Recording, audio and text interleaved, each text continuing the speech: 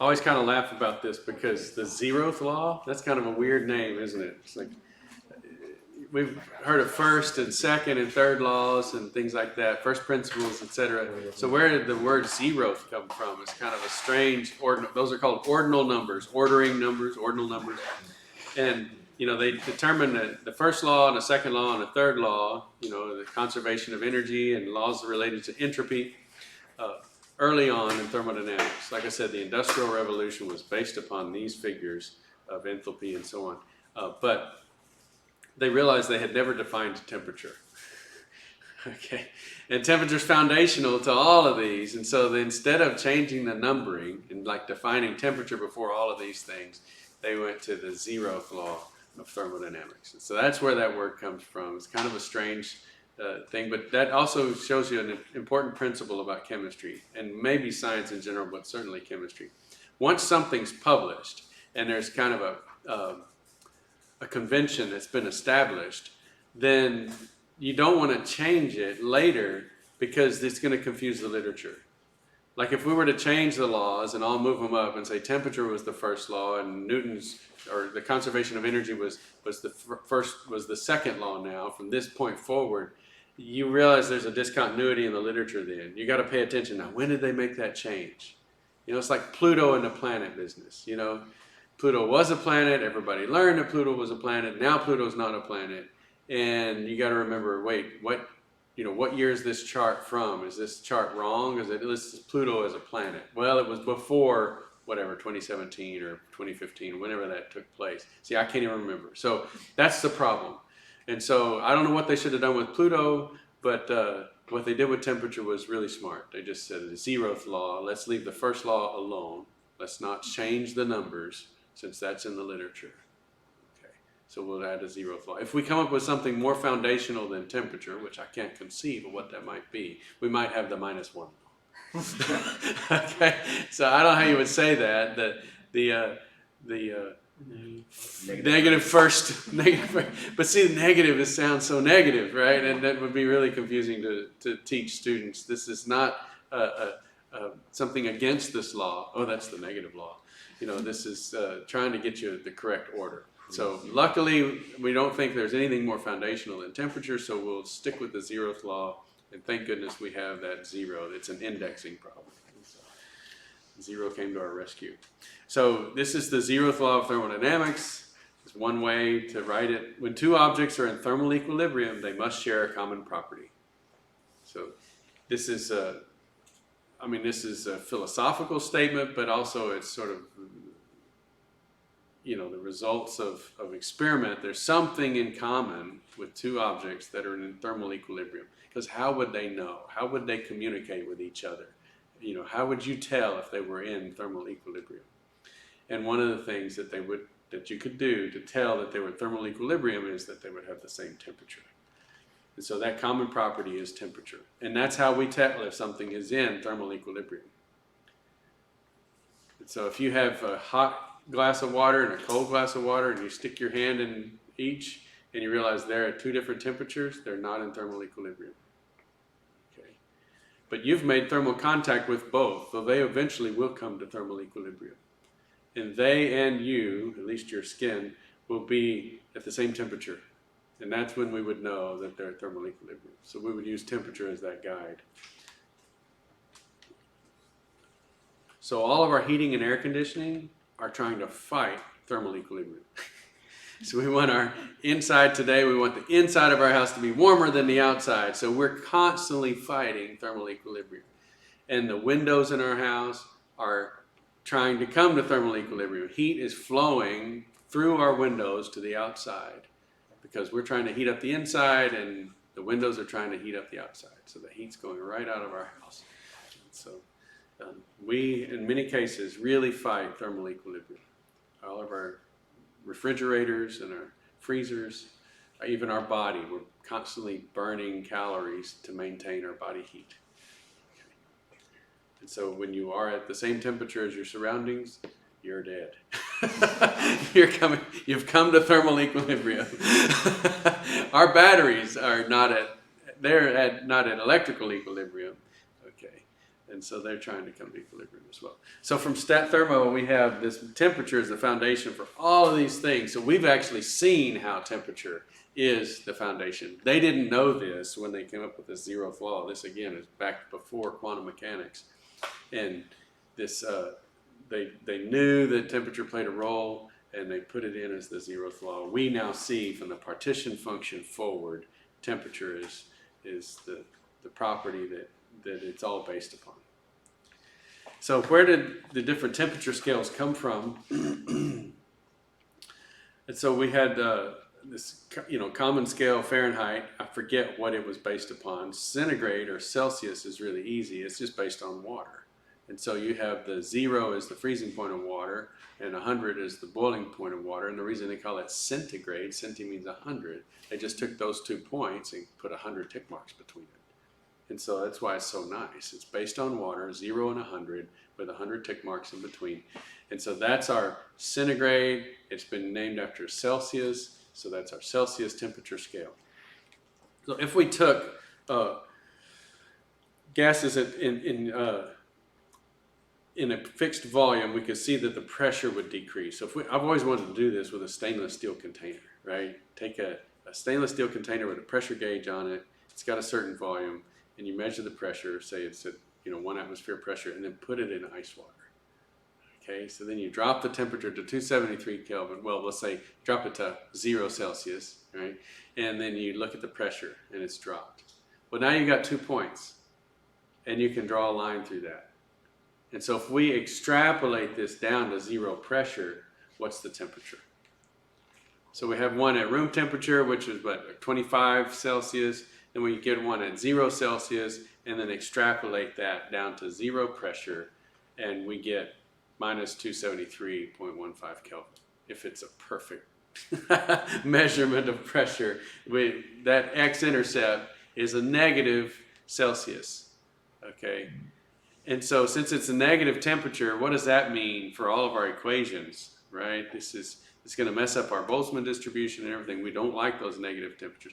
Also, if we put more gas in there, it'll start at a higher pressure. If we have a different volume, it'll start at a different pressure. And so we could do this experiment a whole bunch of times, as you see with these different lines, and they all have the same intercept. And that's an interesting fact. So they all seem to converge on this one point where pressure goes to 0, and that was coming in at negative 273 Kelvin. So we've kind of discovered the absolute temperature scale. Let's move 0 from water to this x-intercept so that every temperature for every substance will be positive. And so that's where absolute 0 came from, and it was named after Kelvin. Okay, so that's the Kelvin temperature scale. Just semantics, we say degrees centigrade, and we say degrees Fahrenheit, but for Kelvin, we just say Kelvin. We don't say degrees. So we would say room temperature is 298 Kelvin. Not 298 degrees Kelvin. I don't know why. That's just the convention. And this, again, you could do this at high temperatures and low numbers of moles of gas and so on, where gases are behaving ideally, and you can get curves like this. If you get close to the condensation point, you cool it down, then the pressure is not going to match. It's not going to be the ideal gas pressure. So these lines would be what you would expect for an ideal gas.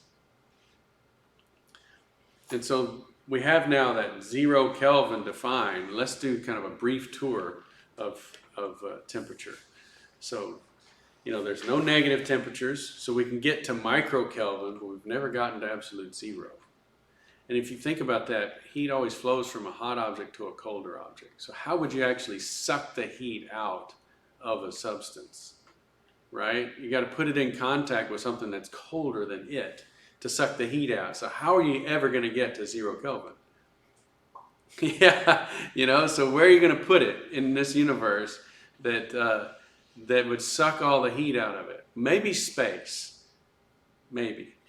Yeah, we have a lot of solar wind and particles are hitting things in space, but still it's a vacuum of space.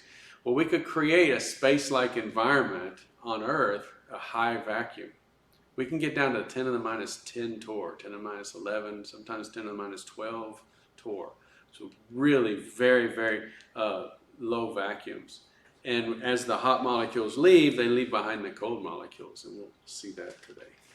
So that's how we get those micro-Kelvin experiments, is they're done in vacuum and they're evaporative. So we've gotten to helium superfluid. A superfluid, when we get to the phase diagrams, we'll see what that means. Essentially, it's a liquid that has no surface energy. It can create surface without any energetic penalty. So if water did that and you tried to pour it in a beaker, since water wets glass, it would wet the side and go all the way up. There's no penalty for creating surface. Now, as it's climbing, there'd be gravity, right? So gravity might stop it from going all the way out of the beaker, but it would wet all the way up, and so the meniscus would be really hard to read, like in a burette. So the burette meniscus is like this. If water was a superfluid, the meniscus would look like that. I mean, it would be really curved, and you'd probably still read the bottom of it, but you'd have quite a bit of error because there's a lot of water going up the sides. And if it was a really light gas like helium, it might just flow right out of the system. So that's the superfluid, helium, way down at 10 to the minus 4 Kelvin. So very, very low temperatures. And then you've got all of the ones that average temperature of the universe is about 3 Kelvin. Helium boils slightly above that. Oxygen boils at just under 100 Kelvin, so around 90, 97 or so, 98 Kelvin. And then water is liquid, that life-permitting range where we have liquid water is right there in the middle. And then mercury boils above that. And then around 10,000 Kelvin, we have the surface of the sun. Okay, so that's actually for the star, that's pretty cold, 10,000 Kelvin. The core of the sun is up there. This is a million here. This is 10 to the 7. So, 10 million degrees is the core of the sun. 10 million degrees, a little more than that. And the external corona, the gas that surrounds the sun, is only at 10,000 Kelvin. Okay. And then we have the what we call the surface, and also the surface of the sun. I don't actually know what that means. Surface, it's like, is there an abrupt surface? You're not going to stand there. That's one comedian I saw. He's like, here's a picture of the first man on the sun. Ooh, it's hot. Dad joke. Okay, so where is the surface of the sun? I mean, I guess it's it's not like a hard planet. But then you have the solar corona. That's where the light's being emitted. So the visible light, sort of the edge of the visible part of the sun, would be the solar corona, the core of the sun. And the core of a red giant star is up above 100 million Kelvin. So what's going on here in this region is fusion. So the reason it's so hot and it's so dense is that the hydrogen nuclei, the protons, are so compressed and flying so fast because they're at such a high temperature. And again, when you've got a nucleus of a proton, at that high a temperature, it can't rotate. It can't vibrate. All it can do is fly around, translate. And when these things hit, they hit with enough power to overcome the repulsion. So you have two positive charges coming at each other at such high velocity that the positive charges repelling each other is not enough to stop them. So when they hit, they can fuse to make helium. So hydrogen fusing to make helium is the primary furnace for our sun and all of the stars. That's what we call when a star lights. That's when they've reached the point where they can fuse hydrogen into helium. And so that's what's going on up here at the top. So let's go down here at the really cold temperatures, and then we'll look at the really hot temperatures. This is the coldest sort of experiment that we have in a high vacuum. We've got a little bit of gas here. This is a dramatization, a screenshot off of a YouTube channel that talks about it. And they've got it in this little magnetic cup.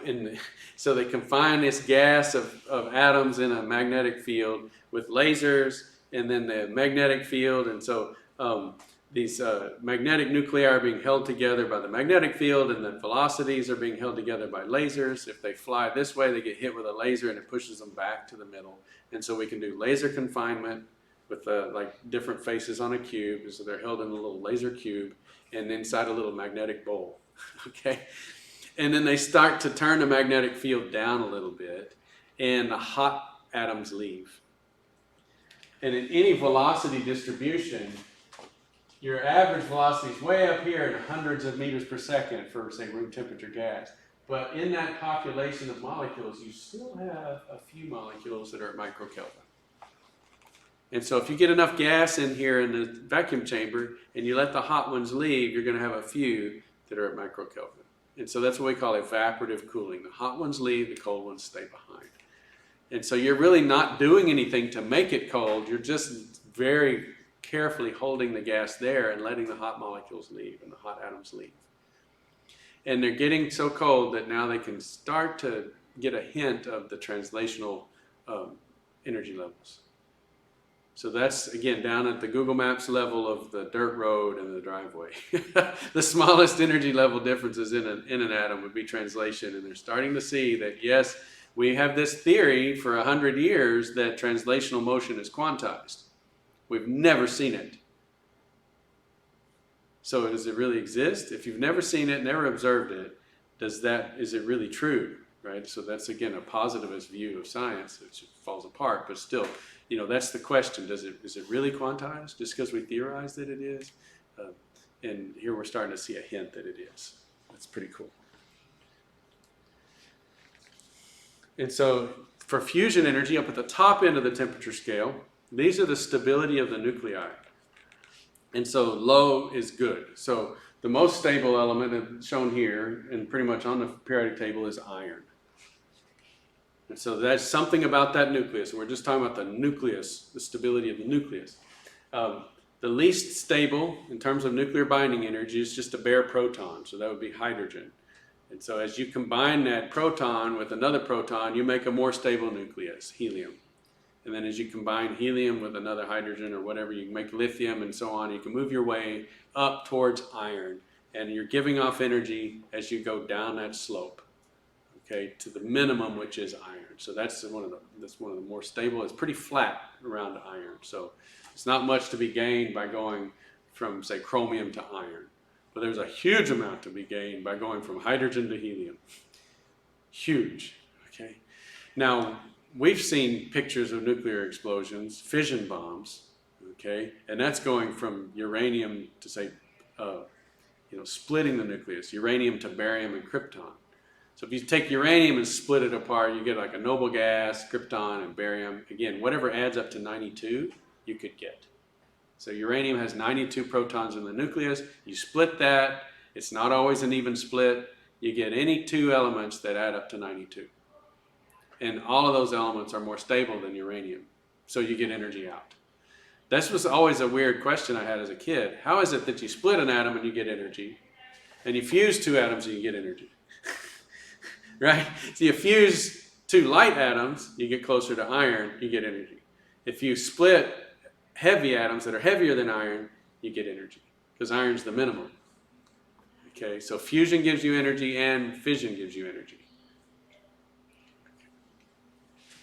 Look at the slopes though. See why we want to go for fusion? Fission is a pretty gradual slope, and even that's enough to destroy whole cities. Okay, fusion would give you even more energy. That's what powers the stars.